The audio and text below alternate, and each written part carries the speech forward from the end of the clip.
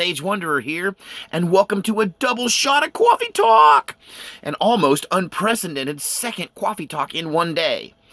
Part of that is I looked back on my videos and realized that I went a couple weeks without doing a Coffee Talk, so I thought I would give you two in a row here. And part of it is I got inspired to talk about this topic from the comments section in the previous Coffee Talk. And I thought, hey, let's vamp a little bit about the rise of the machines. Dun, dun, dun. Terminator was a documentary. Well, if you know a thing or two about predictive programming, you know that sometimes, maybe a lot, the Illuminati, the cabal, the evil ones, kind of rub our noses in the fact that they know what's going to happen before we do. And so they oftentimes put out, videos, television programs, movies, depicting stories, depicting things that will come to pass someday if they have their way about it. This is called predictive programming. Part of it is to get us to accept it too, get us to accept bizarre and unbelievable things.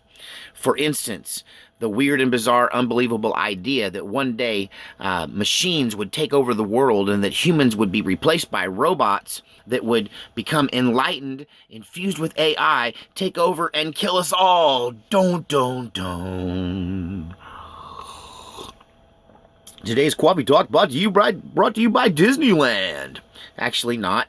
I just have this really awesome vintage, probably 1960s Disneyland coffee cup. If you can't tell, I oftentimes collect coffee cups, and I have to kind of rotate them out of storage because, I live in a van down by the river most of the time. Anyway, so what if my high-tech equipment suddenly turns on me and cuts my throat? It's kind of a scary idea, really, when you think about how we are more and more becoming reliant upon technology. That I recently watched a silly movie, and in it there was a young girl, and a cell tower gets knocked over in her neighborhood, and she loses service. And it's just a shot of her with her phone, and she's like, "No!" staring into her phone. Well, things like water purification in many urban areas are reliant upon computerized technology. This is one of the things that we worry about when we think about EMPs, how we're so reliant upon this technology for everything, even our money and our commerce, and everything is all digital now. It's all wirelessly communicated. It's all part of this global brain we call the interwebs, and we old people call it the interwebs, because we know that drives you kids crazy. I know what it's called. I was here when they invented it. Anyhow, the idea that the machines could rise, and there is this other idea that there is a movement within certain technocrats in the elite that want to merge with technology, and they want to transfer their essence into a computer and into virtual reality and live in that world instead of the one that we live in now. And they would use robots and drones and things to act out their will upon the earth like a human body does. And in this way, they would become immortal spirits living in the machine, the ghost in the machine. Lawnmower man, run for your life. That deserves at least one don't. The problem with putting your mind into the computer system is it's fatal. Yeah, there's no coming back from that. I'm not sure I would walk away from my human body and insert myself into a machine. Maybe if I was, if I didn't believe in God and the afterlife, I suppose that would be something I might consider if I was terminally ill or something.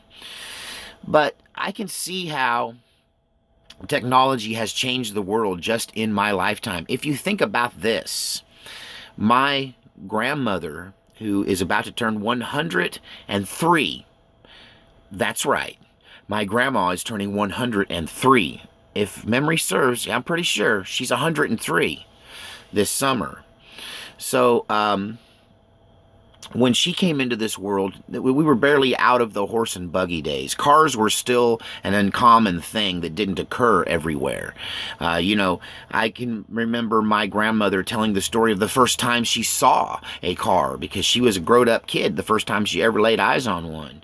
My other grandma, who was a little older than her, who has been deceased for a number of years, she used to tell me about how she got bucked off of a horse because the horse and her both saw a car for the very first time. And my mother remembers when all the phones were hand crank. That's my own 84-year-old mother. So this 100 years of technology, I've kind of had a front row seat. I mean, people between the age of 50 and 100 now have seen the world transform. And I used to listen to my grandmother talk about, how she had to walk uphill to school both ways in the snow.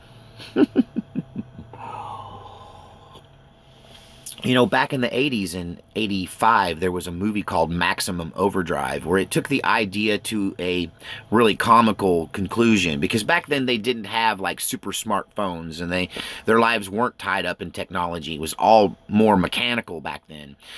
So in that kind of silly movie, it's the diesel trucks, because they're the biggest machines when it's mobile. They're the ones that rise up and kill us all. And of course, the toasters trying to electrocute you, and the chainsaw. No, the chainsaws weren't electrical. It was only electrical stuff. No, it was mechanical stuff too. So I think maybe chainsaws. I don't know. I go back and see the movie now. In retrospect, maybe they were giving us predictive programming there.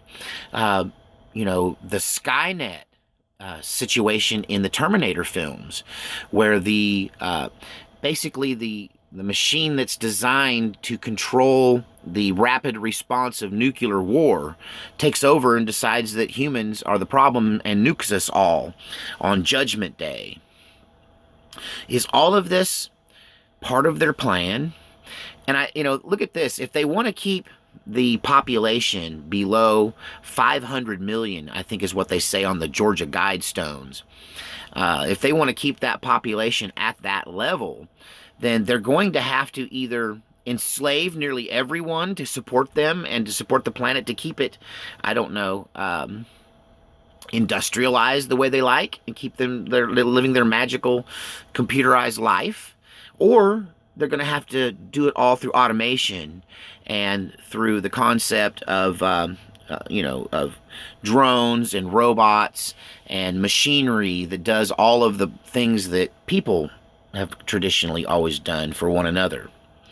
And I think their plan is to eliminate the working class, eliminate anyone who's not a member of the ruling class, the priest class, or the artistic class. That those three people, which I kind of find myself be a part of, I think one of the reasons they don't attack me is they intend to keep me alive to entertain them. I guess no matter how far down the road we get, you can't replace a piano player with a machine. It just ain't the same. Can you imagine a world where people lay around like Greek gods and machines wait on them hand and foot, and there is no working class, and only the people that are alive are the people that are hyper intelligent and the super talented and the amazingly intelligent and charismatic people live, and all the rest of us have been eliminated through Agenda 21? Is that what it's really about? Reducing us to a society of a ruling class, a priest class, and an entertainer's class. And then every other position in the world, the craftsman class, the people that make the world go round, people like me and you to some degree. And, I'm not special. I have to work. I don't mind getting my fingers dirty. But, eliminating the rank and file, regular human beings in the world and replacing us with machines. Would they do that by poisoning the water? Don't. How about poisoning the air? Don't. How about poisoning the food supply? Monsanto. It doesn't matter. We're all going to be eating wood if we don't take care of the bees. If we don't take care of the honeybees, none of us are going to eat.